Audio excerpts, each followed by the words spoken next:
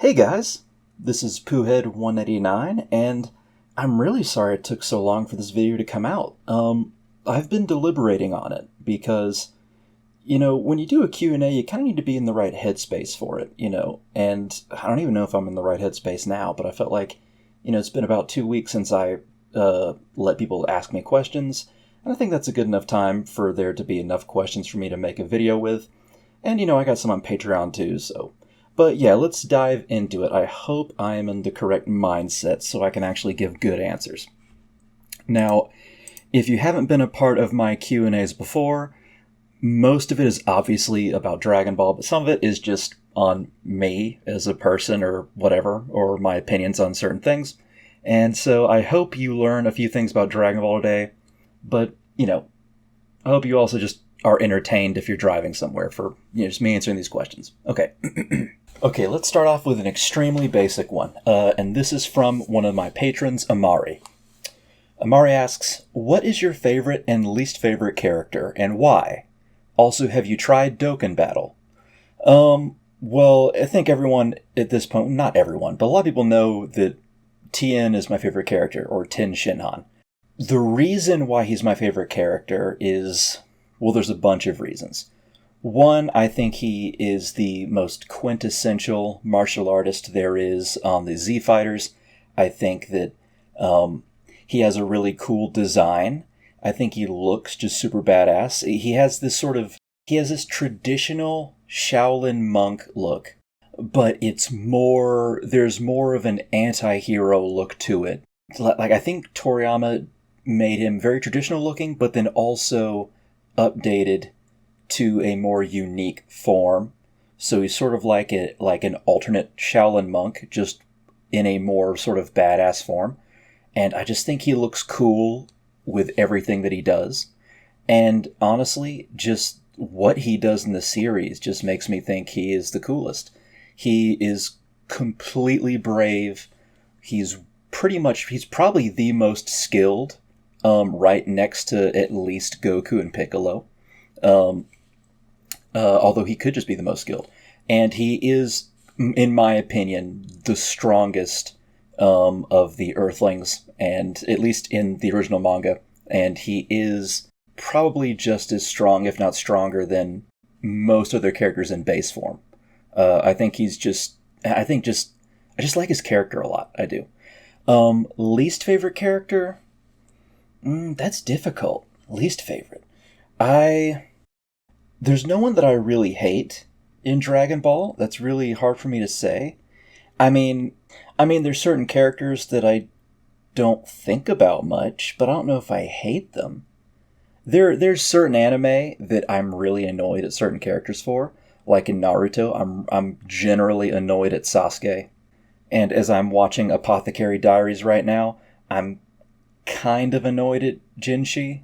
A fair bit, not too much. I don't think I dislike him, but I think he usually just kind of lowers the quality of what's going on generally. But I don't think there's one in Dragon Ball. I mean, out of all of the fighters, I guess my least favorite would be Vegeta, but I still like him. And if he's a villain, I think he's one of the best. So I don't even think calling him the least would be justified, really. That's hard to say. I'm sorry I couldn't really answer that question. Now, have I tried Dokkan Battle? I have tried it before, but on someone else's phone. I am not a mobile gamer. I do like that Dokkan Battle is around because it gets some... I like a lot of the Dragon Ball mobile games existing because they give us good art and animations. And I think those are cool, but I don't really get... I game a lot. I've gamed like 5 hours today on my off day, but not on mobile. I don't generally do it on my cell phone. But thank you, Amari. Okay, next up is a patron, Taka Shimojima. I hope I said that correctly. Taka Shimojima. What are your thoughts on all the different sensei, mentors, and teachers Goku has spent time training under, such as Roshi, Korin, Mr. Popo, Kame, Kinkai, and Whis? Could you possibly rank them in order of most helpful to least helpful? That's a really good question. My favorite is probably Master Roshi. because I've always liked the elderly mentor archetype, and I quite like Kami as well. But like King Kai is so good. Now, if we go by least helpful and most helpful, that's a very complicated question. Because, like, if we go by power increase, then, maybe Goku received the least boost with Korin, I guess, potentially. But even then, the fact that he was trained by Korin gave him what was needed to defeat Mercenary Tao and survive and save Bora, or revive Bora. So I can't really say that was, not useful. And same with Roshi. He was the weakest, and then even though he got stronger, he was still not that strong in the grand scheme of things once he was done with Roshi's training. But it was fundamental to his development. It gave him the basics to be able to break the barrier between normal to abnormal in a way. I mean, he was already kind of abnormal, but you know what I mean. So it's really hard to say. I guess I would say maybe Korin's training was the least helpful. Now, with Whis, I think Whis is good. But one of the reasons why I'm not a big fan of Super is because, when Whis trains him, Whis gives him the fundamentals that he was already given when he was trained in the original manga. So even though Whis gave him good advice, it was still advice he had already learned and then apparently had forgotten somehow. So it's hard for me to gauge whether Whis was pivotal or if I should just detract from Whis for that, even if he technically didn't do anything wrong. Oh wait, sorry, I'm getting a message on the Discord real quick. Apologies, that's a writing partner of mine. Okay, I think Mr. Popo and Kami. I know that Mr. Popo helped Goku the most during his training. It was mostly Popo. Kami did train him a bit, and it is called Kami's training, or I call it Kami's training, but Mr. Popo did the majority of the training. And I think King Kai's training was probably the best. Probably King Kai's training is the most useful. But then again, that's still difficult. It's hard to say what is the most useful, but I guess he did learn the most techniques that we've seen under King Kai. But then Kami gave him such basic fundamentals from being abnormal to a Z fighter. So, man, that's really. I wish I could go more in depth on that. I might make a in-depth video on the Masters, but those are good. But I'll answer your question here. Could you possibly rank them from only thinking about it for a moment? I guess I would say from least to best, Korin, Kami, because Kami only trained him a bit, then Roshi, then Mr. Popo, then King Kai. And Whis, I don't even know where to put Whis because of that. But thank you, Taka. I appreciate the question. It's a really good question. Okay. Hulk 12, HAWLK 12, also a patron. Would you still consider yourself a watcher of the series? I know you prefer classics, but I'd want to know how interested you are for the newer stuff and what it would take for you to drop the series. Like for me, I would be pretty close to dropping the series if Vegeta doesn't destroy Frieza for good. Kind of cheating here by asking too, but I would also like you to give your opinion on the weird DB content we see in clickbaits like Fused, Weirus, and Ultra Vegito and stuff like that. It's really quite obnoxious, and the what if Goku had God Ki as a kid, or what if Beerus arrived during the World Tournament junk? Alright, first questions first. What would it take for me to drop the series? Well, technically, I guess I already dropped the series because I didn't complete my reading of Super. I watched all of it that was available, and I've seen all the movies, but as soon as I saw the character Granola, I stopped reading. Because I was like, all right, I'm done. This is he's named Granola, and this guy's name is Gas? Are you serious? I know that there's a bunch of puns for names, but it just seems so basic to me. And it wasn't like that was the thing that like made me think like, wait, I don't like this. But it was like, it was the last straw that broke the camel's back. I had already been like, well, this is touch and go for a while, but then I just stopped there. And I think I will finish it anyway. But technically, I guess I dropped it already for that. But I'm never going to drop the original series. And would I still consider myself a watcher?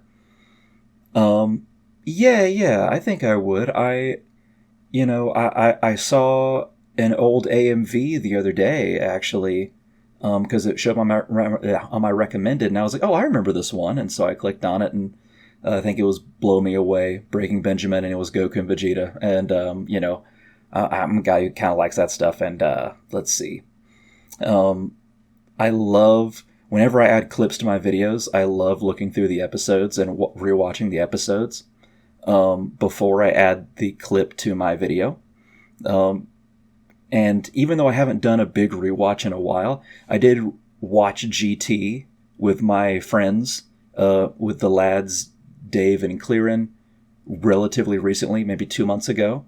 I had never finished GT before, but we all watched that. And a few years ago, I did do a rewatch of Dragon Ball in the subbed.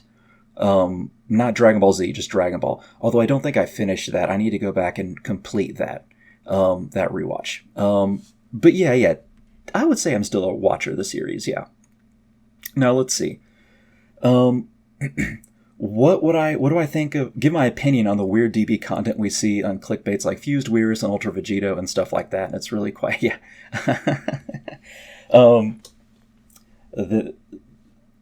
That stuff is horseshit. It's so dumb. I don't get, like, if someone wants to make a what if, then sure, I'm not gonna say like if you do that you're cringe, but like it is indicative of just how many people consider the series slop already for them to then it's not really a show of intelligence. I'm not going to say like you have to be ultra smart to understand Dragon Ball. You really don't. But there's ways to learn about Dragon Ball and debate it. And then there's ways to just look at it regularly and then be like, okay, that's it. I've seen it all. Now I wonder what, I like the universe, but I don't know what else to talk about. Oh, maybe, what if Goku cucked somebody and Krillin got mad at him and he fled the earth and he found a crystal of God Key and swallowed it. And it's just like, what are we doing here? It's stupid. I don't understand. There's always something to learn about Dragon Ball if you're interested in the series. Like I've said before, it's the gift that keeps on giving. There's no reason to do that. That's why I made that cuck if video this past April Fool's. If you haven't seen that, please go watch it, because it's just me doing a stupid voice and then making fun of someone who makes up what ifs. So yeah, that's just silly. Like I mean, like I love that it occurs sometimes because I love the stupid thumbnails. Like Dave showed me like, what would Goku's pubic hair be like in Super Saiyan 3? And he was like, Poohead should lock in on this kind of content. And I was like, of course, that's my next video. But it just, I don't know, man. It's just slop. It's the same. I'll say this much. It doesn't annoy me any more than other slop on stuff I enjoy. Like someone seeing Lord of the Rings for the first time, like, oh, and then that gasping reaction. I think that's stupid. Like, why would I care what you think if you just saw it for the first time? Where were you 20 years ago? Or where were you 5 years ago? Why haven't you seen it before? And if I don't know you, why do I care that you're watching it?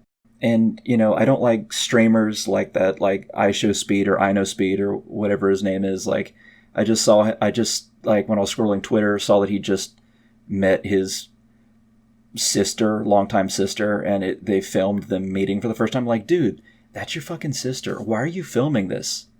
That's so performative. I hate that. I hope people don't attack me for like dissing this stuff, but I'm just like, it's the same kind of slop. Like, why would you make content of this. Enjoy Lord of the Rings. Meet your sister without a crowd. Watch Dragon Ball and discuss it. You don't have to do all this stuff, man. Yeah. But yeah, sorry if that was a long tangent, but thank you for the question, Hawk12. I appreciate that. And thank you, all of y'all, for being patrons. And next patron is King of the Dwarf, 1988, and I love dwarves and fantasy. Let's see. Do you have an overall goal for your YouTube/online appearance? That's first question. 2, is there a franchise or universe you want to get into but you don't have the time to? I love this question. These questions. 1, do you have an overall goal for your YouTube online appearance? I do. My overall goal for YouTube or online... Okay. When I made my original channel, which is B Poohead 189, not Poohead 189Z, not with Dragon Ball. It was my original one with fantasy and science fiction. I made it because there was so much disinformation in those fandoms, and no one knew what was going on with them, and I am a huge loser that knows all the lore accurately. And I wanted to give accurate information. And then 6 years later, I felt the same way about Dragon Ball. And so I made this YouTube channel. And that was almost 2 years ago now. So my goal has always been to just give accurate information. Now that I am somewhat known, I guess my goal is for people to think that 1, I know my stuff, 2, I have integrity, and 3, that I am a, I guess, nice person. I want to be a voice in communities like Dragon Ball and Warhammer and Lord of the Rings. Just a voice in the whole nerd space. But I've had some small success in Dragon Ball. I have had almost no success in my other YouTube channel. I want more than anything for people to ask me things about Lord of the Rings or Warhammer Fantasy or 40K or Skyrim and Elder Scrolls and Forgotten Realms, because I have been in those spaces before, plenty. I've been interviewed by the Dungeon Cast on Forgotten Realms. I have interviewed various science fiction and fantasy authors on my own podcast. I have, I speak to famous YouTubers, occasionally, just casually in those spaces. But for some reason, my channel just doesn't get any views.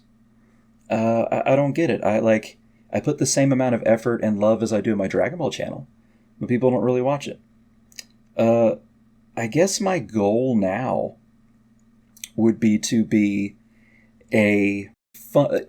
give people the fundamentals and basics of Dragon Ball, which I think I've mostly done with all my Dragon Ball info videos, and then to give people the more niche topics in Dragon Ball so they can get extra content that other Dragon Ball YouTubers are not giving them. And then I guess on my other channel, I want to be known as the fantasy sci-fi guy that takes that stuff seriously and doesn't just lose himself in memes, and who breaks through discourse that just riddles the fandoms. I'd love that too. But people don't really watch my other channel much, and that sucks. I'm going to keep making videos. And I get some more subscribers, but subscribers matter very little these days.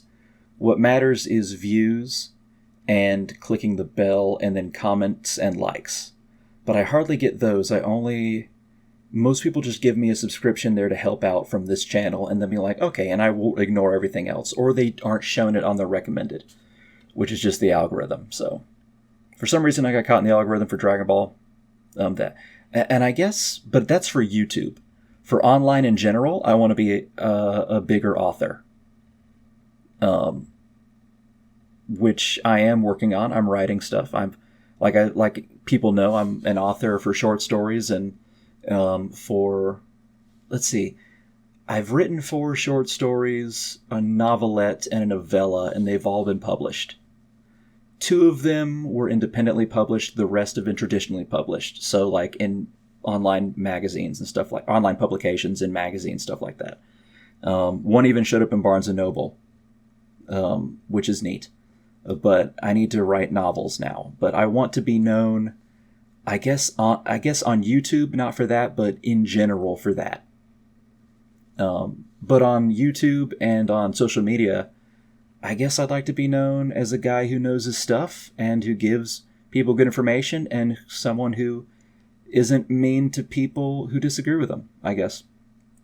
So yeah, that's what I would say. Is there a franchise or universe you want to get into but you don't have the time to? Maybe Malazan, the book series, potentially. Or read more Star Wars books. There's always more books to read in the stuff that I already like Star Wars. There are certain anime, but I think it's kind of a cop-out. I would love to get into Zoids again. I was a big Zoids fan back in the day. And maybe get into Pokemon, Yu-Gi-Oh!, Digimon kind of stuff again, potentially too. I don't know if there's a huge franchise that I want to get into that I don't have the time for, but because I hardly have the time to get into the stuff that I already like. But yeah, I guess, yeah, if I think of a better one, I'll let you know. But that's all I can think of right now. Thank you, King of the Dwarf. I appreciate that. And of course, there's other video games that I really want to get into as well, but I wouldn't call those franchises. Okay, and Mad Dog, my boy. If y'all didn't know, he's the guy who I spoke with about Fairy Tail. And he was kind enough to be a patron too, even though he's known me for like 15 years. Okay, when you go on a date or spit game, do you often talk about anime or fantasy with your date? It's been a hot second since I've been on a date. I want to like start dating when I move. But whenever I do, yeah, I will definitely. In fact, if I know they like it, I will at least. It's funny. I don't. Dragon Ball is usually a pretty hard thing to do when I'm on a date, because if you are a girl in the fandom and you like Dragon Ball, 9 times out of 10, they think the best things about Vegeta and the worst things about Yamcha. And if they mention it, I'm gonna go so soft. I just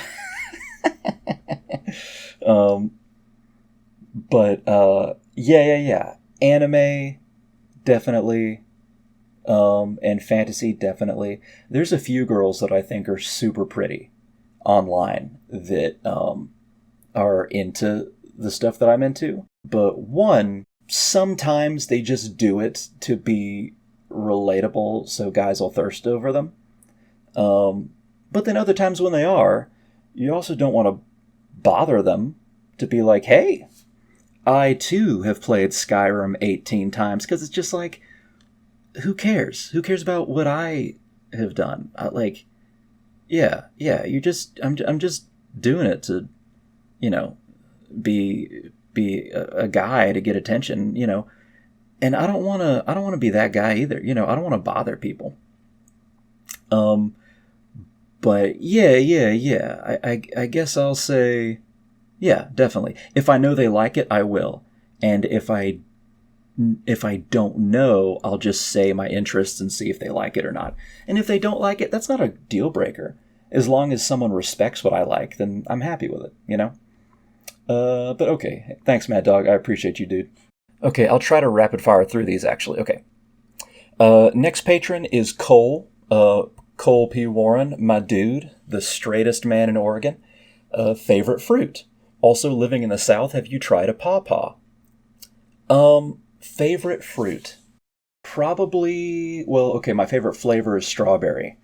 Maybe a black cherry is my favorite fruit, maybe, but I do love apples, and I do like bananas. And I love blueberry pie. Banana pudding is so good.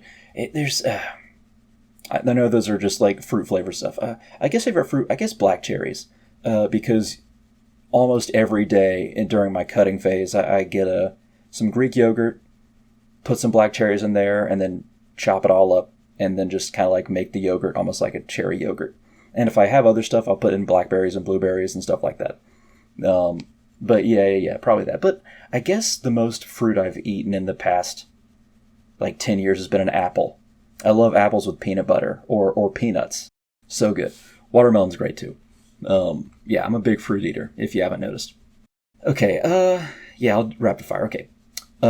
Faber University asks, best Toriyama girls outside of DB? Good question. Probably Chobit, the fairy woman from the comic of the same name, Chobit.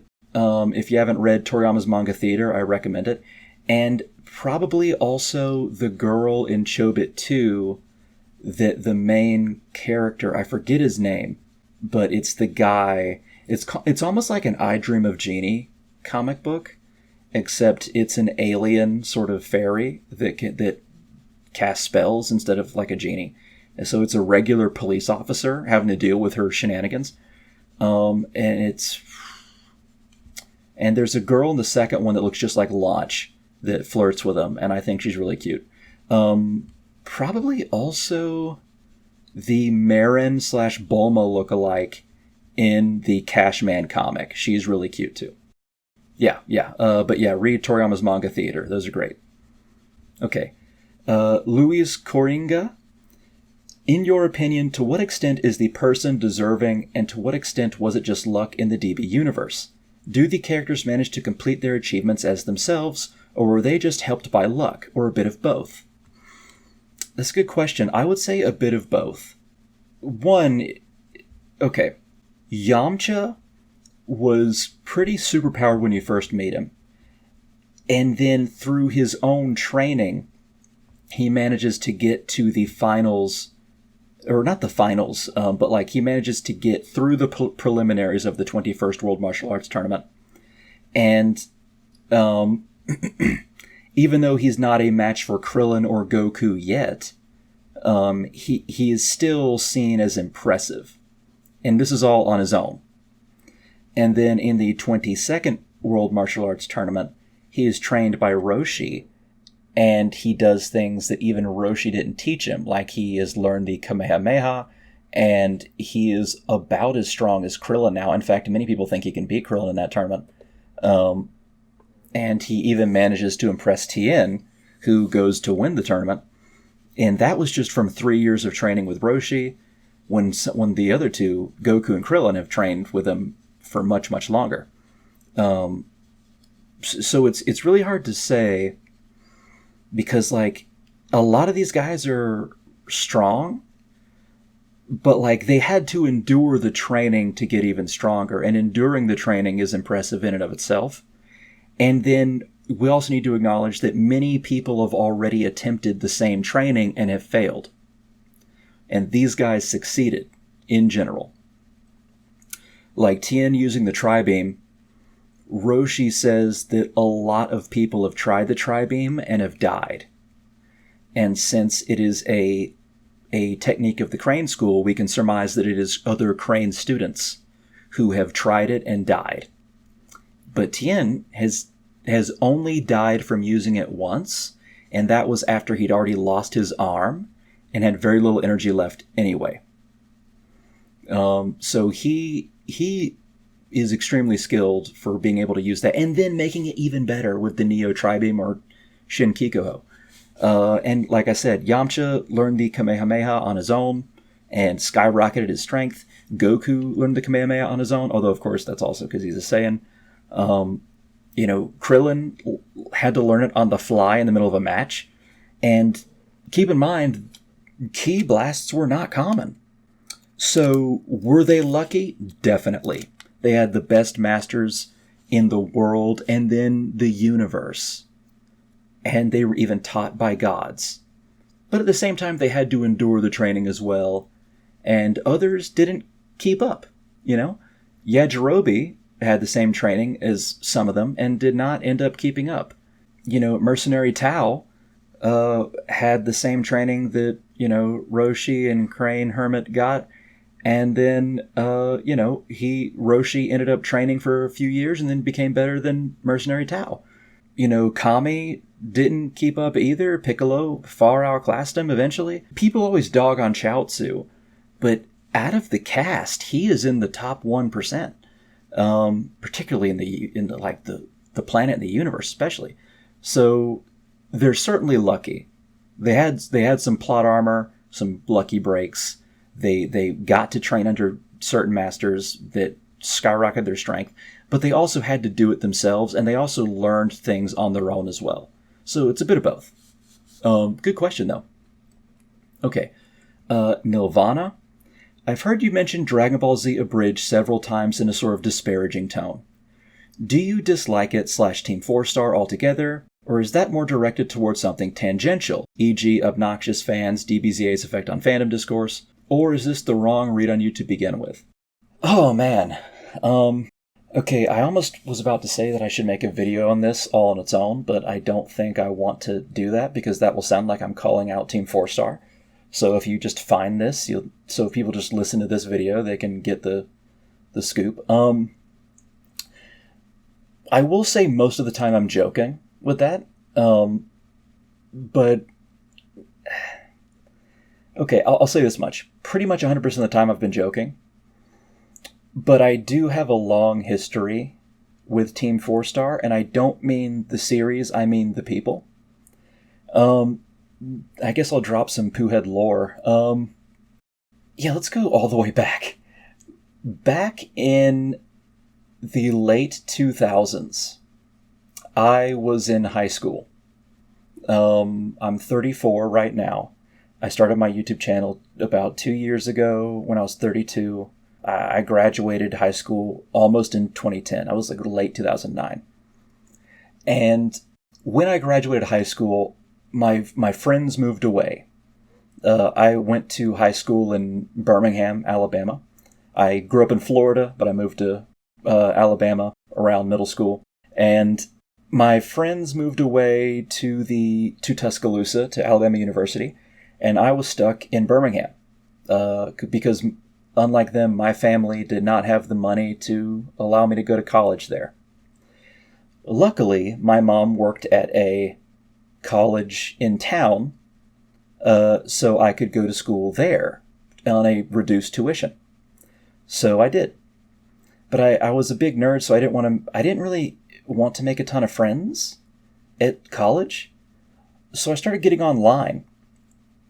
And the first forum I went to was Anime Online. I was there for like 2 or 3 months. I made like 2 or 3 friends. It was neat. I remember it fondly. And then I got on the Team FourStar forums. Now, I had learned about Team FourStar a year before that in 2008. And at first I didn't like the idea of it because I didn't really get it, you know, and I was like, I felt like they were just making fun of one of my favorite things ever. But then I mellowed to it, and this was about when season 1 was done, and I found the Team FourStar forums when the day it started. Somehow I found it. I don't know how. And I was the 64th member to join. I remember that specifically. The 64th member out of what would become thousands upon thousands of people. Probably tens of thousands of people would join that forum. And this is the forum I met almost like over half of my internet friends right now. I met there. Clearin, Dave, Lethal, Robin, everyone that I mentioned in my videos. Mad Dog, who I talked in the Fairy Tale video. Yeah, a bunch of people I met on the Team FourStar forums. And I would talk to Team FourStar actually, because they were just starting. I argue with them on things and talk to them casually. I remember I argued with Lenny Bator on the value of Yamcha. I argued with Kaiser Neko on whether or not God existed. I went to various conventions. I met them there. When Masako saw me and knew my username, Puid189, he gave me a hug. Who's the guy who voices Tien? I forget his name. I think Gon Ziba, I think that's his name. He watched me win second place in a Gears of War 3 tournament at Youmacon. I think this is in like 2012, I think. You know, I've met and like had a picture taken with me and I guess Takahata's one-time girlfriend. I have been around them and they have been around me, and we have shared similar spaces. In fact, I think maybe 8 months ago or so, Kaiser joined a Twitter space with me and a few other fans, and you know, we chatted for a bit there. So like I have known them for a long time. Now, you know, we don't talk casually anymore, but I used to. And no matter what I think of what they do, I still owe them me meeting all of my other, my true friends and the team that I have right now. Now, I will say that myself and most of my friends, or at least my more Dragon Ball-oriented friends, have soured a bit on Team FourStar's work, not because of the work is unfunny, but because of what it's done to the fandom and to the discourse and stuff like that. But I don't have anything against them as people. I will say this much. There have been a few times over the years, and this was after I stopped speaking to them, or I was stopped being around them. Really, I'm like, we were never like Discord or Skype contacts, but they knew of me and I knew of them. But let's see. I will say that there were a few things that they didn't handle well when it came to like people in like 2013, 2014, 2015. The grifter streamer mindset had not come into play yet, or it was just starting. And even though I don't dislike them as people, Team FourStar was one of the first groups to ever truly monetize themselves on the internet and sort of give up on their regular content. Like they would get like $10,000 a month on Patreon, and then they would make an episode once every 3 months and then play video games for the entire time and stuff like that. And it would, and like, you know, I'm not saying don't get the bag. I'm not saying don't get your money. But I think people hadn't gotten used to the idea of people being grifters before online. And I don't even know if Team FourStar was thinking that they were doing that, but they were kind of doing that. And while I didn't hold it against them a bunch, it is one reason why whenever someone joins my Patreon, I thank them personally, and I try to tell them, I'm like, look guys, you know, I can't promise you anything special, so just make sure you're using your money wisely. And like, someone upped their Patreon membership to me to $15. And this was like 2 weeks ago, and I got on the Discord and I tagged them. I'm like, are you sure I'm worth $15 a month? Are you sure? Because that was the most anyone's ever given me. Per month. That's crazy, because I have it at $250. And someone else is sending me $10 a month, and I think that's that's wild. That's so wild. And that's one reason why I'm never going to take it for granted, because many people back then felt like Team FourStar was taking other people for granted. And I don't think Team FourStar realized what they were doing at the time. Now, were they the worst ever? No. There's been way worse. And now, especially when streamers are huge grifters now, it's so bad now. It's way worse than what they did. But at the time, they kind of were one of the first ones to do it. And also, there were times they're like, hey, where's the episode? You promised it 2 months ago. And they're like, we are working on it. Like, they would yell. So, like, they didn't really have the best public relations either sometimes. And those were easy to like kind of be miffed at. But overall, do I dislike them? No. But I do have a long history with Team FourStar. But if you're in this fandom and you're in it long enough, you bump shoulders with people. Like, I was good, maybe not good friends. I was friends with Chris Aries' wife for 3 years before they married. Before they met and then married. Her name is Crystal, and she was on a Dragon Ball Z forum that me and a few other friends were on. Clearin was a mod on that forum. My friend Kim, or Emmeth, who's on the Discord, is on that forum. My friend Piccolo was on that forum. A bunch of people, actually. Reb from the Discord. Crystal was there. She was like 24 years old, and Chris Aries was like 49 or 50.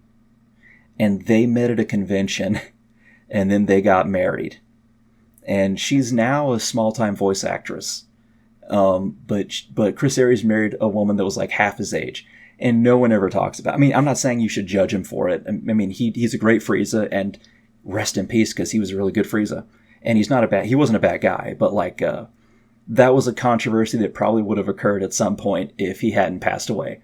Because I think she was even younger than me at the time. I think they married in like 2015, something like that. But yeah, I was friends with her for a while. And, I've met SSJ, the band, who helped Bruce Falconer out with their tracks, and they recognize me at conventions. They're like, "Hey, dude, what's up? Hey, what's going on?" So like, yeah, I know a fair amount of people in the Dragon Ball fandom. But Team FourStar was one of the first, and probably the longest as well. Now, do they remember me now? Probably not. But yeah, that was a wild time. So that's some poo-head lore for you. But thank you for the question. LDJ7N, Dragon Ball question. I always hear that the reason Saiyans like Gohan, Goten, and Trunks are so strong is because they are half-breeds. This makes no sense to me, because why would Saiyan mixing with a weaker race make the offspring stronger? Wouldn't it just make more sense to say that the reason they're so strong is just because of the sons of Goku and Vegeta? We know that they're stronger because Vegeta and Nappa think about that. And look, Goku is not an elite Saiyan. He's a lower rank Saiyan, but Gohan still has the most potential of anybody. And it does make sense, actually, because I'm going to use some of my biology knowledge, because I was going to be a zoologist at some point, until I realized that I couldn't, because my fucking college did not have that degree.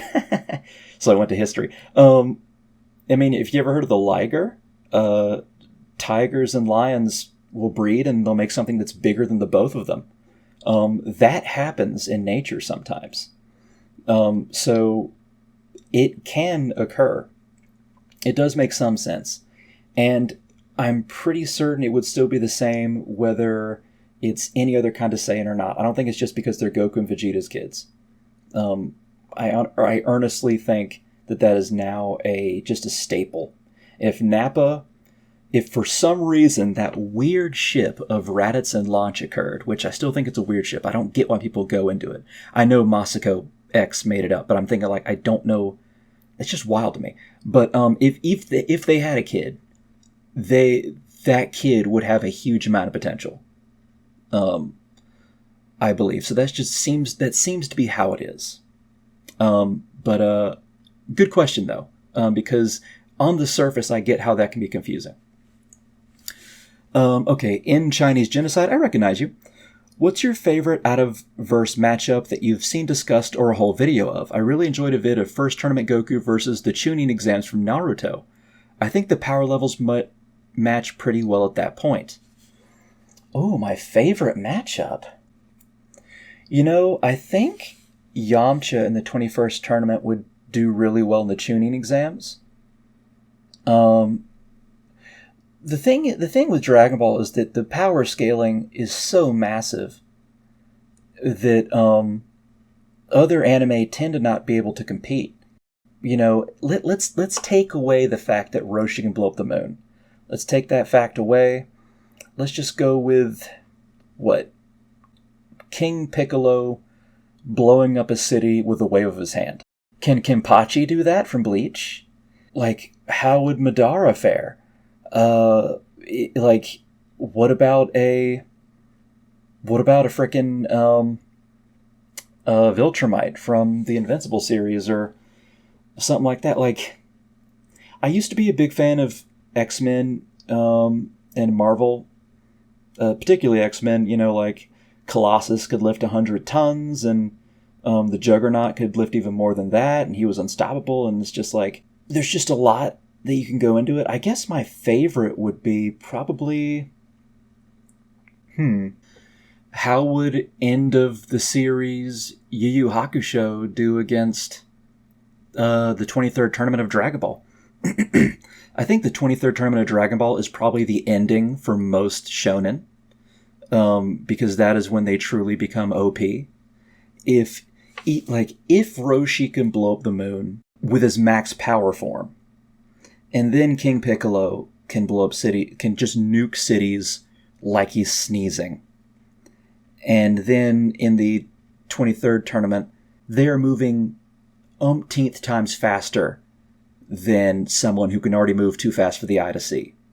It's insane already. People do not understand Dragon Ball power scaling. Someone will put Madara against Nappa, and I'm like, dude, Nappa would bend him over. There's no way that they would be able to win. Nappa is so far above someone who can fight Madara evenly. So it's hard to say.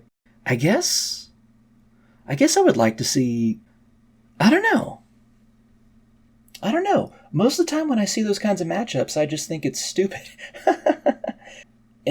Mostly because people just don't understand Dragon Ball scaling. But yeah, if I think of a good one, I'll come back to you. But thank you for the question, though, in Chinese Genocide. Again, as always, love your name. Gustav0136, what do you think your power level would be? Maybe 6? Maybe 5? I'm cutting right now, so you can now see my abs, which is nice. I like it when I can see my abs, but I'm not in my bulking phase at the moment. And maybe when I get into my bulking phase, I'll go to like a 6 or a 7, maybe. Because 5 is average human man and farmer with shotgun, and I don't think they counted the gun. Maybe I'm 5 right now, I guess. I'm certainly not at a level 10 power level, if we go by the Daizenshu with Goku's. Thanks, though, Gustav. Let's see. Sean McManus, 393. Who has the worst CTE, Super Goku or Antonio Brown? Dude. I mean, Antonio Brown has the worst one, but only because he's not a Saiyan. If Goku wasn't a Saiyan, then he'd probably have the worst one. But Antonio has it worse. I feel for my boy Antonio. I think if you hit him like one more time, he keels over, which is not good. Good question though. The homie Toxic. What's your thoughts on the old school transformation people theorized about way before Dragon Ball returned with Battle of Gods? The forms I'm talking about being stuff like Super Saiyan 5, Super Saiyan 6, etc. Maybe even your thoughts on stuff like Dragon Ball AF, since that's where Super Saiyan 5 is commonly put in. I love those old school stuff. I love it. The silver-haired Goku with the hair that's super spiky but also super long, and it's ridiculous. It's like a friggin' mane, it's way more than a Super Saiyan 3 hair, but it's silver, and then Goku has this sort of like silver Super Saiyan blue or Super Saiyan 4 sort of outfit, but it's all like silver and blue and stuff like that. That shit, like I miss it, honestly. Honestly, Mastered Ultra Instinct is kind of like that. That's what I immediately thought of when I first saw it. Because it's silver hair. So I kind of miss it. I remember my friend El Nelso from the TFS forums, he would change his avatar to Super Saiyan 69 Ozaru. Just a golden Ozaru with like Super Saiyan 3 hair and stuff like that. It's silly, but I like it a lot. I don't know much about Dragon Ball AF. I wish I could tell you more about that, but When I learn more about that, I will let you know, but I only know it a little bit. Okay, Doc Cian. I don't know when you're doing another Q&A, so I'm shooting my shot. Well, this is it. How strong is Xeno Videl? I don't know if that's even a thing, but I learned about Xeno Goku and Movie Gohan being the version that never stopped training after the defeat of Cell. How strong would Videl be if she continued training? She shows eagerness to improve when witnessing Goten perform flying feats, or feats of flying or key manipulation. Videl showed plenty of promise as well in her own right. Thanks, Pooh, you can call me maybe. Thanks, Doxian. Xeno Videl, if she kept training, it would depend on how she trained, really. She could get up to maybe like 22nd World Tournament Roshi or Mercenary Tao, or if she's lucky to Cyborg Tao or 23rd Tournament Yamcha maybe, but that depends on her that really depends on how she trains, if there's increased gravity, if the trainer is, if could she even do the Roshi training that Roshi got Goku and Krillin and then Yamcha to do? Could she do that? I don't know. Probably. Although it would probably be unpleasant too. I think she has a great amount of potential, just probably not as much as the regular cast. She could probably get to... Well, here's the thing though. When you get to a certain point, your power begins to increase exponentially, typically. So if she reaches a certain threshold, she might be able to skyrocket after that, but it would depend on who she trains under. If she went the route of everyone else, like it was Roshi, and then Korin, and then Kami and Popo, I don't know if she'd be able to handle all that, but maybe she would. That would be difficult to say. And I don't know. I mean, she already trained alone for a bit, and she didn't get too much better, but if she learned their training techniques, she might improve a lot. It's hard to say. Good question, though. Sam Cross 8532. Hey, Sam. Just one question. Why? Titties. Let's see. Ganon in the Pit. Hey, I like the name. Favorite Pokemon? Ooh, man. Rhydon. Rhydon's my favorite. When I was a kid, he looked the coolest. I would draw him a lot. And then I later learned he was the first Pokemon ever designed, and I thought that made him even cooler. I love Rhydon so much. He's cool. I love the idea of a magma rock dragon that lives in a volcano and has a industrial drill as a horn. Let's see. Just Days. It's a bit of a deep one, but here goes. I've been single ever since last December, and to this day I still feel the effects of it. It hinders my productivity, my mood, and my will to even live. Oh, that sucks, man. It doesn't help that I didn't properly end things between us, and I just moved out of their life without basically saying a word, but try it as I might to remedy that option has passed since I am blocked by them. What advice do you have for me, or what do you think is necessary for me to finally move on and start the healing process properly? Call me Days if you will answer my question. Thanks. Oh, man, dude. I've been there. I know exactly what you mean. The difference between me and you was that she told me to leave her alone, and then I did, and then she wanted to talk again, and I said no. Because I felt like that would be... Because she was with someone else. And here's the thing. When I had my first huge heartbreak, it was kind of a religious experience for me. Not immediately. I stared at a wall.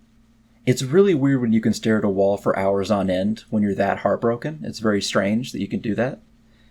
And then when I would go to bed at night, I would think of scenarios in my head like I'm chained up and I'm crying, and then there's this shadowy figure telling me, like, why do you think she would care about you?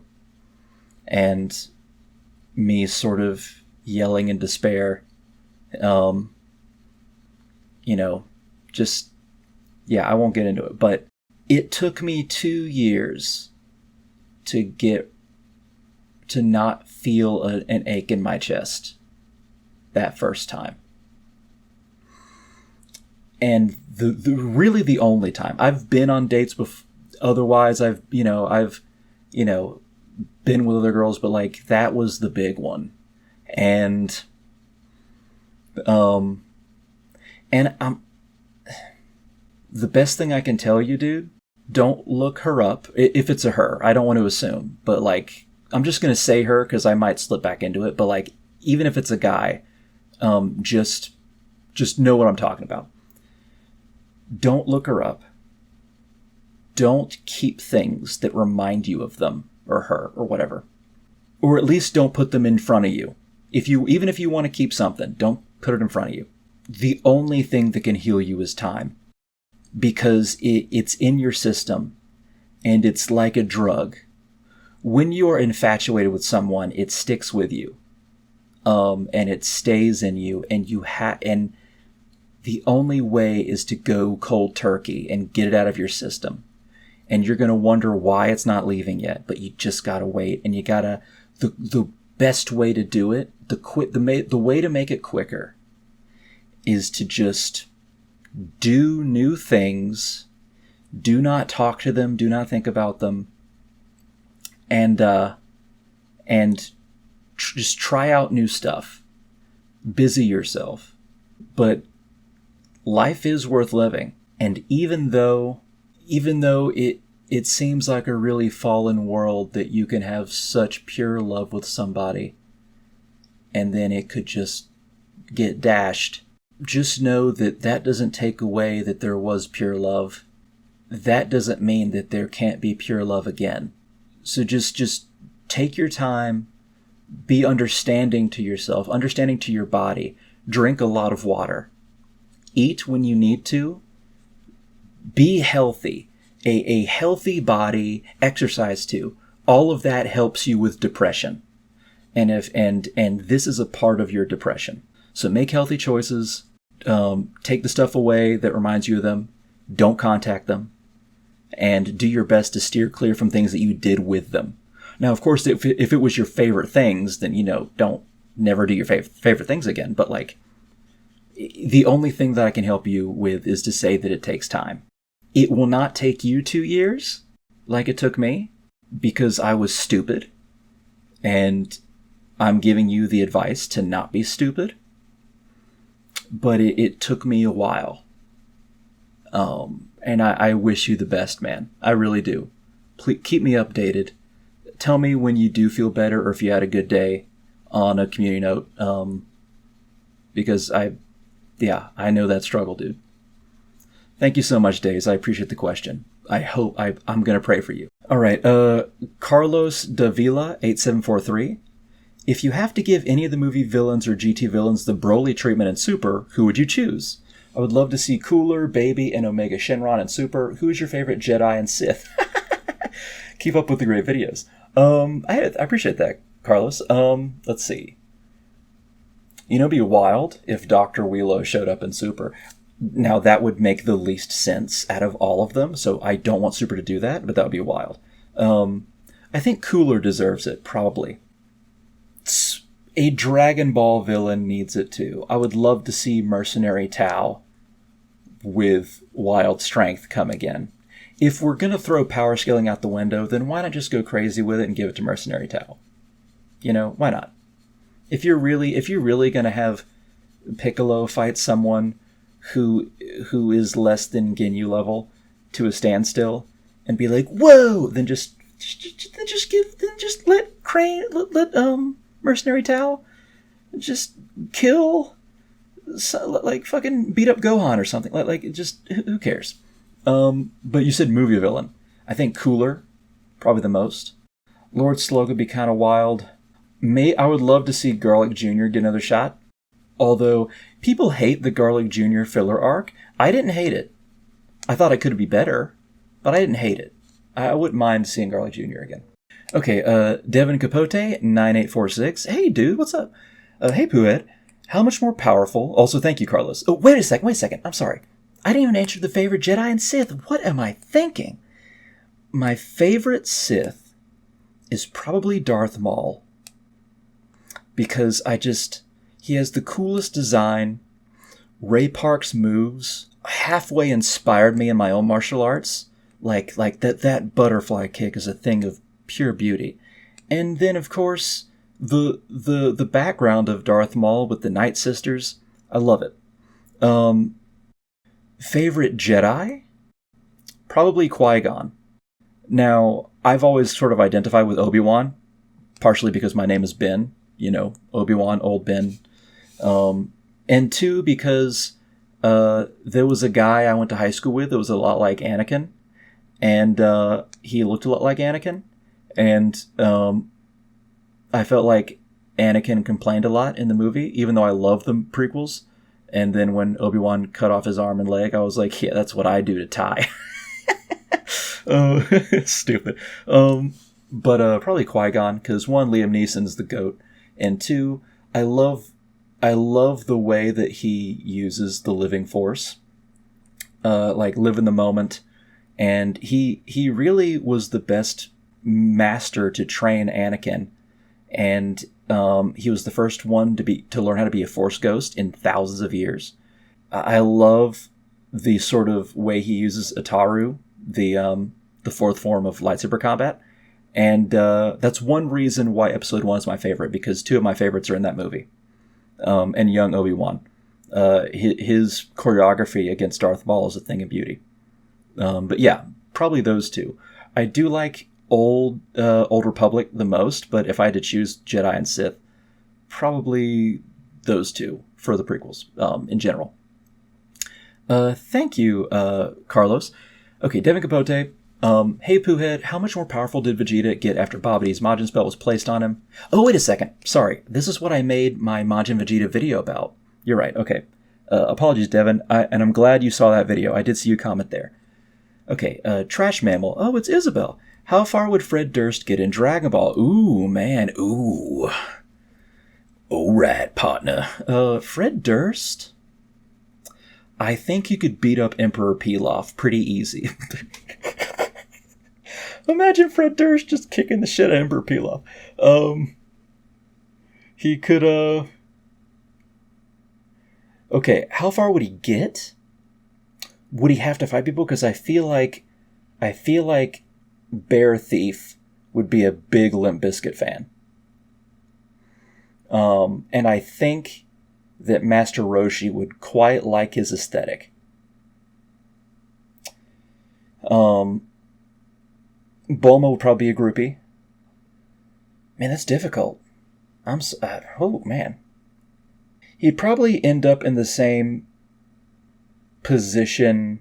He'd probably stay at Kame House after the first saga. He'd somehow live through all of the crushing rocks and the traps, and then he'd stay at Kame House kind of like Krillin does in Z, or early Z. Yeah, that'd probably be Fred Durst. I don't think he could beat anyone. He could probably get through some of the preliminary rounds in the first tournament. He could probably beat up some randos, you know. Who knows? I like the question, though. Thanks. Genesis Chronicles 1148. Yo, Pooh, I'm Dan. Oh, hey, Dan. What places in the world would you most like to visit? Any particular place in the States? Also, I'm a big fan of local folklore legends. Do you have a favorite cryptid?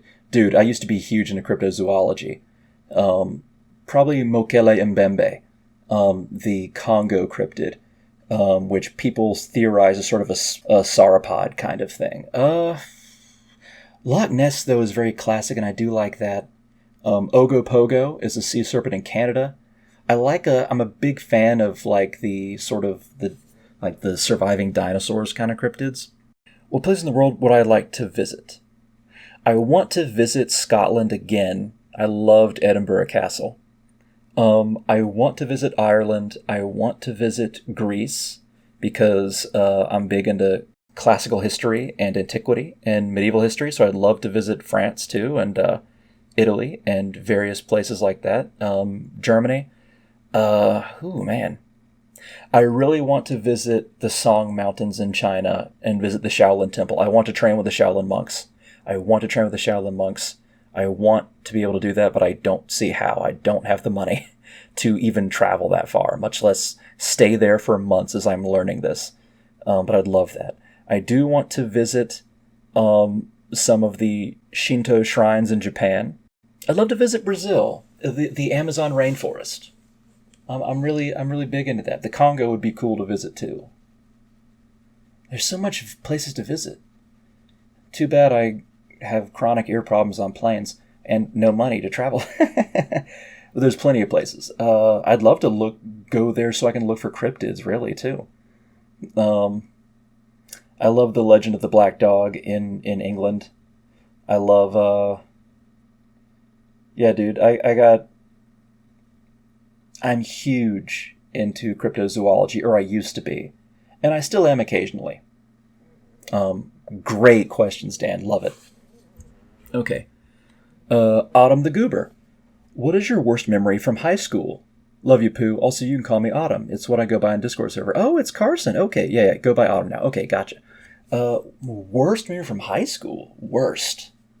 What was my worst memory from high school? Does it have to be in high school? Like in the school? I remember me and my friends Steve and Mackie went to an Applebee's, and Steve and Mackie dined and dashed, and I didn't. I paid for my meal and left with them. And then later, we drove around town. I drove a minivan. Okay, I'm gonna tell you some Pooh lore. My regular name is Ben Sherman, and I'm telling you this because even if you look me up, you're just gonna get a clothing company. So it doesn't really matter if you know I'm Ben Sherman or not. But I drove a hand-me-down minivan in high school because we didn't have the money to get me a car. And it was my mom's minivan that they gave to me. And my friends called it the Sherman tank. And we would do road surfing, quote unquote. We would drive up and down the streets late at night, and I would be sitting on the windowsill on the driver's side, sitting on the window. Someone would be sitting on their window while I'm driving too. And people would be, and then my friends would be in the sunroof in the back. And I'd be going like 50 or 60 down these neighborhoods late at night. There's plenty of stories about that. But after my friends dined and dashed, we did that for a while. And I remember my friends sort of were trolling me to go through this red light. And then I did it. And my friends were like, what are you doing? I'm just like, hey, you told me to do this. And we go past the red light and stuff like that. And barrel down these streets. But then at 3 a.m., I get back home. And I eat something. And then an hour later, I get a call. And it's ringing through my house at 4 a.m. in the morning. And it's my friend Steve's mom. And she tells me that Steve is unresponsive. And I'm like, what does that mean? And she says that she found Steve in his room on the floor with vomit and just staring like he had died. And so they rush into the hospital. And so I didn't sleep that night. An hour later at 5 a.m., I was driving with my mom to the hospital. And I was questioned by the doctors on what happened to Steve. And and I called my friend Mackie, who was with us. And, people... there was this guy that kept looking at us when we were at Applebee's for some reason, like one of these with servers. We don't know why he was, but he kept looking over. My friends we were kind of joking, but we were wondering why he's looking over.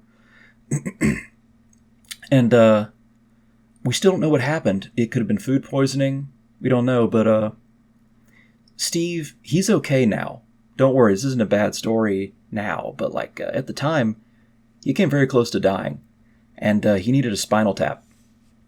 And his dad his parents never liked me because my family did not have a lot of money, and his family was very, very, like, one of them was a lawyer, one of them like a hotshot lawyer, one of them, I forgot what his mom did, but they were very prim and proper house, very strict. We were sort of lower middle class. I would go over there with shaggy hair and, like baggy pants and a t-shirt and stuff like that. And, Steve went to this pretty prestigious school, which is weird because I kind of went to kind of a prestigious school. It was still public, but we moved into a nice place that gave me a nice school. But Steve's parents moved him out of that school to go to another school that was private. So they were very, very prim and proper. But like Steve is fine. I played Neverwinter Nights with him today, actually.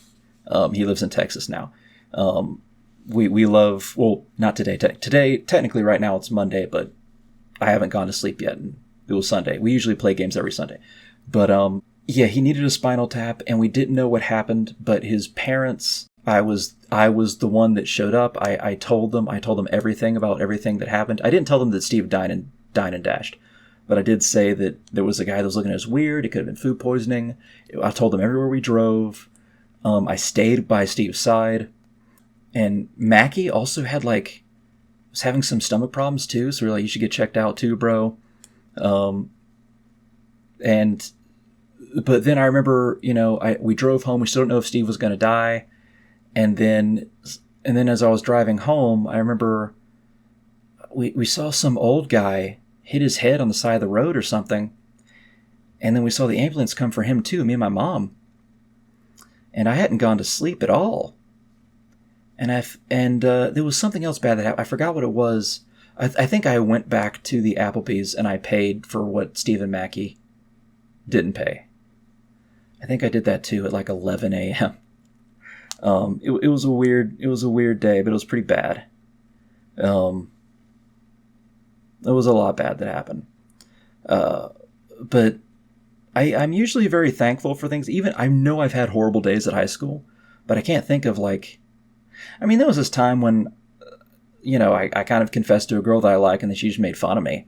But I didn't really like her. I was just kind of attracted to her, but I thought I liked her. You know what that happens when your dick talks. There was a really bad day when a bunch of kids were in a car wreck. 2 of them died and 1 of them lost an arm. That sucked. There was this time when this guy, it was very weird, this guy that was a year older than me, he was in a class with me, and he punched me in the arm. Kind of hard, but it was still kind of playful. But there was a bruise there. And then spring break came. And I find out that during spring break, he OD'd and died. And then when I got back to school, I still had the bruise on my arm from where, I think it was on my left arm after he passed away. Man, there's a lot of lore in this, poohead lore in this video. Crazy. Man, I've had plenty of bad days, but I can't think of one that I really think the worst day. I don't know. It's a lot. Thank you, Autumn, though. Thank you so much. Casperiz, what is your favorite waifu and husbando in anime, and also how you doing in life? I hope you're doing good. Hey, Casperiz. I'm doing all right. I'm not doing bad, but I could definitely use another job. I could move. I'd like another girlfriend. That'd be cool. And I would like my other channel to get more views, and I'd like to be able to write more. Yeah, there's a lot. But I also have a lot to be thankful for. So I'm not doing bad. Favorite, I guess you mean favorite ship? If you mean favorite ship, probably Moroku and Sango from Inuyasha. And if you just mean my favorite girl ever, Sango still. I haven't made a Inuyasha hot or not, but out of all the hot or nots I've made, Sango is my top choice in all of anime. You can't make a woman like that. That is peak woman. Sango is. I don't have a husbando. I have favorite characters, and then I have characters that kind of, I think, are like me. Moroku's kind of like me. I do go after the tail, and I do sound like him. Yeah, I hope that answers your question, though. But Thank you, Caspers. It's always nice to see you. Love the Chad profile picture as always. No excuses, just pudding. Are you a superhero movie fan? And if so, what are some of your favorites? I recently got into collecting Blu-rays and watched Batman Begins the other day. It was such a good movie. I'm so excited for Dark Knight and Dark Knight Rises now. Dude, The Dark Knight is one of the best superhero movies ever. If you haven't seen it, watch it. Batman Begins is really good. Really good. The Nolan trilogy is amazing. If you're into Marvel movies, Captain America, Winter Soldier, and Civil War are the best ones in my opinion. Winter Soldier is just peak. Civil War is really, really good. I'm Team Cap. I mean, look, do you think that Iron Man is justified for being mad about his parents dying? Sure. Do you think that Captain America should have told him? Probably. Can you see why he didn't tell him? Definitely. Is Iron Man or Tony, is he justified in trying to kill Bucky? No. Bucky was brainwashed. He should realize that. It's valid to be really angry and not to look at him, maybe even to fight him, but to try and kill him, no. The Accords, Captain America is also correct about that one. Iron Man is not correct on the Sokovia Accords. So overall, I'm Team Cap. Let's see. Dude, my favorite... This technically isn't a superhero movie. My favorite Marvel movie ever is the 2004 Punisher. It is a modern Western. Really well done. I love the soundtrack so much. It's so peak 2000s music soundtrack. Great lines. Thomas Jane knocks it out of the park. Such a good movie. And my other favorite Marvel one is X-Men 2, X-Men United. I'm a huge X-Men fan. Like I said earlier, the X-Men trilogy is good. First one's really good. Third one's pretty good. Second one, peak. Second one is amazing. It has just the right amount of Wolverine mystery and superhero powers and funny lines. Magnifique. Love X-Men 2, X-Men United. I like some of the DC movies. I like the DC animated movies a lot. You should see those. Those are really good. I saw Superman this year. It was good. I like Man of Steel as well. I don't get why Snyder fans have to fight Gunn fans and Gunn fans have to fight Snyder fans. Just enjoy it, dude. Those are both good. I think they both are valid Supermen. But I am a superhero movie fan. I'm just yeah.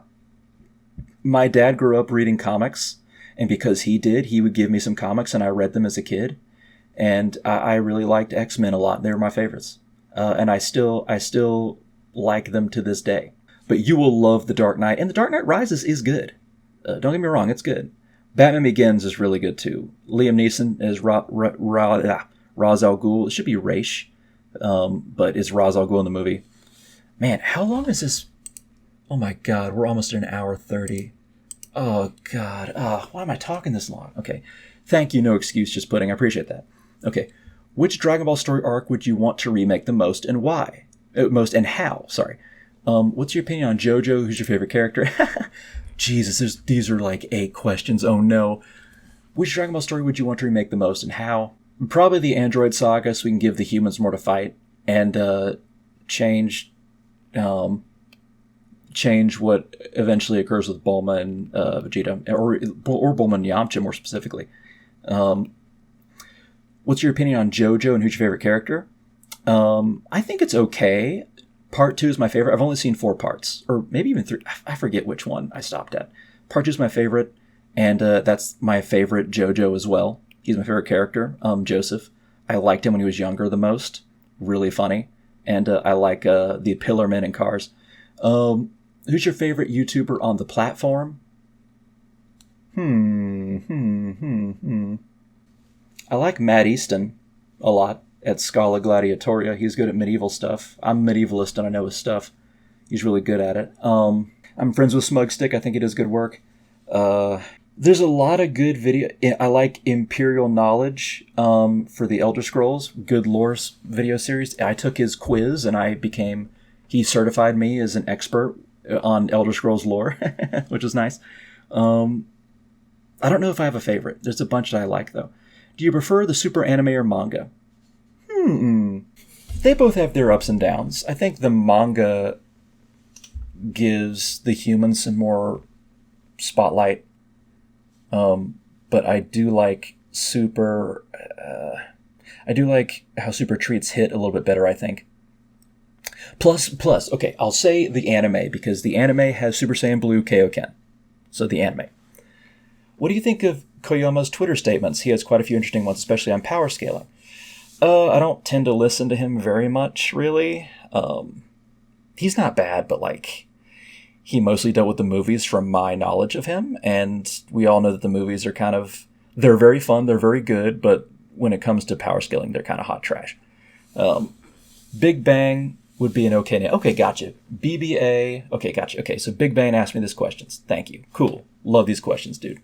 If I had particular Koyama statements, I would tell you, but I don't at the moment. X Intoxicational X, good name. Favorite Dragon Ball things? Author, film, superhero, villain, hardest time you ever laughed, will you marry me? Favorite King of the Hill episode? Favorite author? That's really difficult. It used to be R.A. Salvatore. I loved his Drizzt books and his Cleric Quintet and his Sellsword series. R.A. Salvatore less so nowadays. I feel like he kind of jumped the shark a bit. I was actually, when I was interviewed in the Dungeon Cast, it was because of Drizzt. Probably William King of Gotrek and Felix fame nowadays. Richard Baker is very close. You should read his Sword Mage trilogy in the Forgotten Realms. Really good. Let's see. Arlie Byers is killer with the first book of the this War of the Spider Queen series. Robert E. Howard with Conan the Barbarian. Really great. I like Robert Jordan a lot. I'm going to say William King, though. Let's see. Favorite film? Probably, if it's not The Lord of the Rings, and also Tolkien's a really good author too, obviously. If it's not The Lord of the Rings, Kingdom of Heaven, the director's cut, by Ridley Scott. Watch that movie. Let's see. Superhero, either Wolverine or Beast. Favorite villain? I don't know for which franchise. It might, I don't know if it's Vegeta. It might be Vegeta, but I don't know. No. It could be Count Dooku or Darth Maul. Hard to say. Hardest time you ever laughed? Dude, I have laughed so hard so many times. I'll say this much. Clearin and Dave make me laugh really hard quite often. They're so savage. It's so funny. Will you marry me? Well, I am looking for another girlfriend, but I don't know enough about you to say yes to that. So you're gonna have to give me a little something first. Favorite King of the Hill episode? The murder mystery one when they're all eating steak. That sounds like one heck of a day. There's a lot. I haven't seen the new season though, but I also didn't see it because they changed Khan's voice actor with someone who isn't even Laotian. But they did it because the other voice actor was white, and I think that's stupid. But I do like King of the Hill, though. Thank you, Intoxicational. Love the questions, though. Those are a really good string of questions. This dog, 812. If you could voice any Dragon Ball character, who would it be and why? If I could voice any of them? Future Gohan. I would say Future Gohan.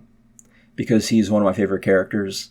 I wouldn't do Tien justice, and I think I could do a tough enough voice for Future Gohan, probably. Fart McGart 25. I remember you. I remember a lot of you. You too, this dog 812. Hey Poohhead, your username makes me laugh every time. That's why I use it. I have a question / hot take to throw your way. Hot take. Kai is my favorite English dub. I won't argue for its superiority over the original Funimation or Ocean dubs. Thank you. But I'll say why it's my favorite. Okay. Kai stood out to me because, to my ears, most of the voice actors showed a noticeable improvement in their skills as actors. All right. They were more comfortable in their roles, their voices sounded smoother, tougher, and conveyed a lot more emotion in my opinion.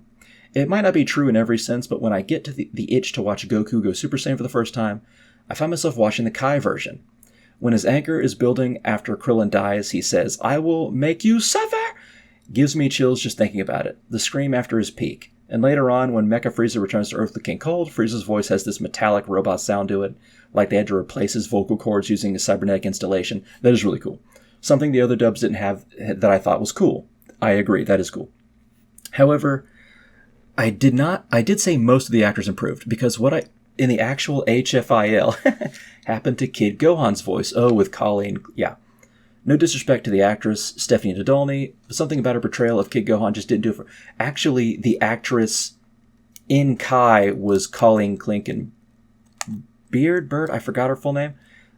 Stephanie Nadolny was in the other one, so Stephanie Nadolny was not the one in Kai. She was the original.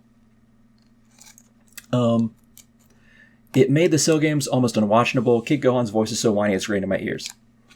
I prefer Kai except for Gohan's voice. What do you think about the Kai dub? Are there any Kai moments that stood out to you or that you prefer over the Japanese or the other English dubs? Thank you for putting out awesome Dragon Ball content. We'd love to hear from you. Dude, thank you so much. Like, Fart Magart, love you. So yeah, what's my opinion on Kai? I will say this much. I think Kai has the best version of the Ginyu Force soundtrack. The Ginyu Force Rules thing is so catchy. It's so catchy. I can easily say that's my favorite part of Kai compared to them. Those are valid reasons to like Kai. I'm not the biggest fan of Kai, but I understand people's reasonings for it, and I'm not going to say that it's bad. I'm someone who says whatever version you like the most, it's perfectly valid. As long as you don't shit on other people, that's fine. But probably the Ginyu, and I think the Ginyu voices in general are the best too. That stood out to me a lot. My biggest memories of Kai are on Namek anyway. I forgot about Frieza's voice. That is interesting. They did the same thing in the Portuguese dub too, with Cell. They made it sound very metallic. I don't think they made it sound good, but they did have that quality. But my opinion on Kai, my real opinion on Kai, if I have to be really honest, is that they tried to marry the anime with the accuracy of the manga, and I think they only got it right sometimes. And by that I mean, I think that they did make the anime more accurate, even though I don't think it was very inaccurate earlier, but they did make it more accurate. However, sometimes I think that it reads, to be more accurate, it reads better on the page than it sounds being spoken. So I think it was, I think they flew a little too close to the sun, but I do think some of it was really good. That's just my opinion though. Your reasoning is perfectly valid. Thank you, Gart. I appreciate you. Frieza-sama. Oh, hey, buddy. What would you say has been the most important part of your life and why? Oh, man. Important part of my life? There's so much. So much. Life is so beautiful. And that sounds like such a cliche, but it's true. I remember so many random moments. I guess I'll say for this channel, when I sat down when I was 5 years old, and I saw Raditz land in front of Piccolo, and then they start threatening each other. As soon as I saw that, Dragon Ball Z was my favorite thing in fiction, and it's never left. I'll say that. Yeah. But yeah, thank you, Frieza-sama. Appreciate it. Mad Dog. You asking from Patreon in here. If you could choose one voice actor to collaborate with in an upcoming video, who would you choose and what topic would you cover? Oh, man. Damian Clark or Brian Drummond or John Bergmeyer. I can't believe I'm forgetting Raditz's Ocean voice, but I love him, too. I'll say Damian Clark. I met him for a while. I talked to him for a while. He's really cool. But his grating voice, he's so good. In the Broly movie, his Paragus is so good. His Cell is so good. He's just a great voice actor all around. He's drunk at every convention, but his work is stunning. He's a really good future Gohan too. What will we talk about? I don't know. I'd have to. That would take me days to figure that out. I wish I could tell you, but I would say Damian Clark, I guess. Yeah, really good question though. Thanks, dog. Speedy Vinderman 6188. Do you prefer Vegeta or Gogeta? Gogeta. A little bit. I do think Vegeta's cool. Let's see. Green Turret 6772. How would you feel about a new Dragon Ball Super movie announcement? How would you feel if Toyotaro wasn't involved? Would you prefer it to have its own story and introduce new villains? Or would you prefer old villains getting the same remake/remix treatment Broly had?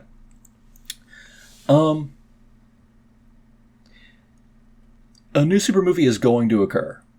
And it's not going to have Toriyama involvement. It will happen. I know it will. Dragon Ball is too big. It's going too strong. Even if it's stopped now for a while because Toriyama passed, it's not going to end.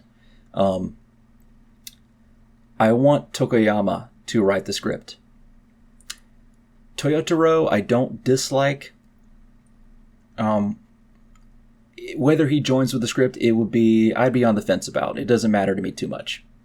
I don't think he would make it bad. I also don't think he would make gold. It's hard to say. But I do want Tokoyama to write the script. I want more of the old style Z movie stuff. I would prefer it to have its own story and introduce new villains, yes. Unless they really do the old villain justice. Like, if they did cooler justice, I would love it. But otherwise, new villains, please. Also, thank you, Green Turret. You were a patron as well. You could have asked in the Patreon. I would have gotten you first. but good question, though. All right, guys. That's all the questions. Good lord, this is such a long video. Oh, man. It's going to take so long to upload. I hope you enjoyed it, guys. Thank you so much for all these questions. You guys, I hope I answered these to your satisfaction. Thank you so much, everyone. I appreciate you all. Thank you to all my patrons. Thank you to everyone who watches this video. And yeah, you guys are amazing. All right. Have a good one, guys. All right. See ya. Bye-bye.